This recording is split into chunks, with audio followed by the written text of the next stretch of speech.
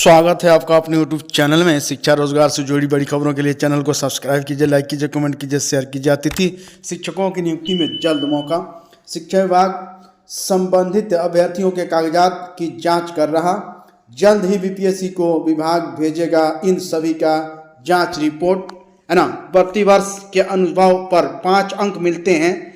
प्रतिवर्ष के अनुभव पर 5 अंक मिलने हैं, जो अधिकतम 25 अंक होंगे। यानी कि अतिथि शिक्षकों की सेवा समाप्त कर दी गई है, तो उन लोगों के लिए बीपीएससी के विभाग ने उन लोगों के लिए छूट दिया था कि जितने वर्ष उन्होंने सेवा की थी, प्रति वर्ष 5 अंक वेटेज जोड़कर उनके जो है रिजल्ट में जोड़कर उनका रिजल्ट प्रकाशन किया जाएगा। तो ये सारी बातें हैं। विषय सूची का इंतजार कर रहा है। पूर्व में इन विषयों में 3600 से अधिक अभ्यर्थियों की सफलता घोषित किया गया था, पर अतिथि शिक्षकों को भी इस रिजल्ट में शामिल करने को लेकर आगे की प्रक्रिया रोक दी गई।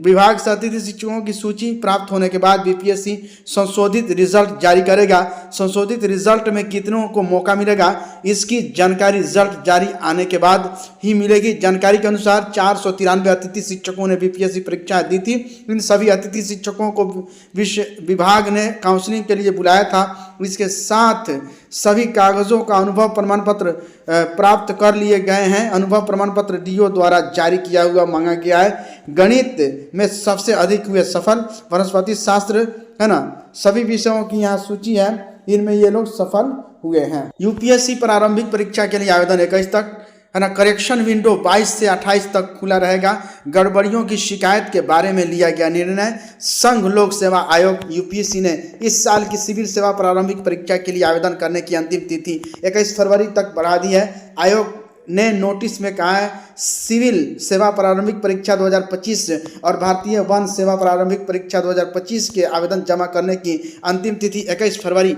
शाम 6 बजे तक बढ़ा दी गई है। इसके अलावा आवेदकों के लिए 22 फरवरी से 28 फरवरी तक करेक्शन विंडो भी खुला रहेगा। दरअसल आयोग ने हाल ही में परीक्षा के लिए अपनी ऑनलाइन आवेदन प्रणाली में कुछ बदलाव किए हैं। कुछ उम्मीदवारों ने इसके माध्यम से, है ना, आवेदन करते समय तकनीकी गड़बड़ियों की शिकायत की थी। हेल्पलाइन यूपीएससी online.gov.in वेबसाइट पर उम्मीदवार आवेदन कर सकते हैं। सिविल सेवा परीक्षा की अधिसूचना जनवरी में जारी की गई थी। इसके बाद इसके लिए आवेदन करने की अंतिम तिथि 11 फरवरी थी। इससे इस महीने की शुरुआत में 18 फरवरी तक बढ़ा दिया गया है। सिविल सेवा प्रारंभिक परीक्षा 25 मई को आयोजित की जाएगी। एसबीआई पीओ की प्रारंभिक परीक्षा 8 से।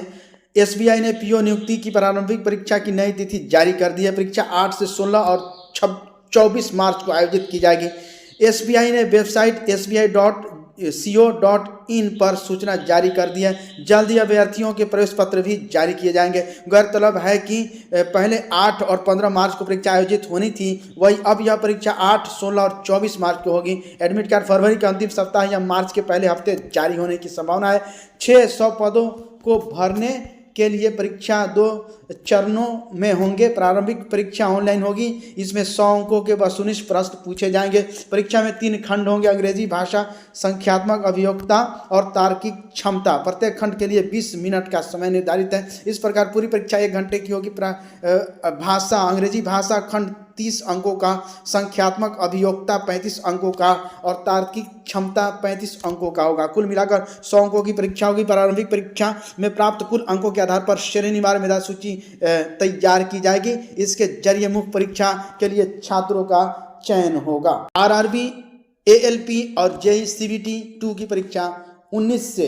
रेलवे भर्ती बोर्ड आरआरबी ने सहायक लोको पायलट और जेईई डीएमएस सीएमएसए सहित कई पदों के लिए सीबीटी 2 परीक्षा की संभावित तिथि जारी कर दी है। रेलवे, एएलपी और जेईई परीक्षाएं 19 और 20 मार्च को होगी। नीट यूजी के लिए 7 तक करें आवेदन। राष्ट्रीय परीक्षा एजेंसी एनटीए सरकारी और निजी मेडिकल कॉलेजों में स्नातक स्तरीय कोर्स में नामांकन के लिए नीट यूजी 2025 के लिए आवेदन स्वीकार कर रहा है। नीट यूजी 2025 के लिए अभ्यर्थी 7 मार्च तक, है ना, वेबसाइट पर उपलब्ध लिंक के माध्यम से आवेदन कर सकते हैं। आवेदन में त्रुटि होने पर सुधार के लिए लिंक 9 से 11 मार्च तक उपलब्ध होगा। परीक्षा 4 मई को दोपहर 2 बजे से शाम 5 बजे तक होगी। परिणाम 14 जून को संभावित है। एनटीए ने सलाह दी है कि आवेदन प्रक्रिया में कोई परेशानी होने पर हेल्पलाइन नंबर पर संपर्क करें।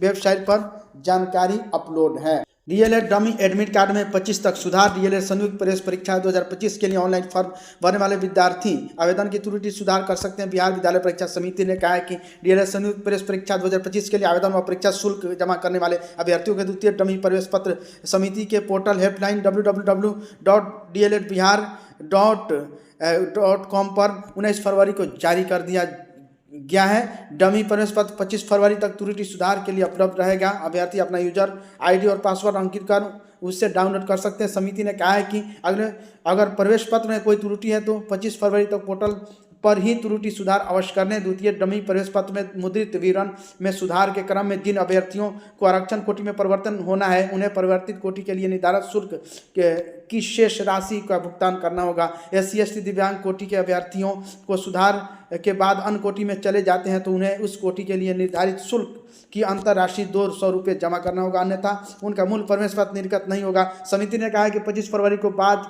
किसी भी प्रकार की त्रुटि सुधार का अवसर प्रदान नहीं किया जाएगा। Thank you friends. शिक्षा रोजगार से जुड़ी बड़ी खबरों के लिए चैनल को सब्सक्राइब कीजिए, लाइक कीजिए, कमेंट कीजिए, शेयर कीजिए।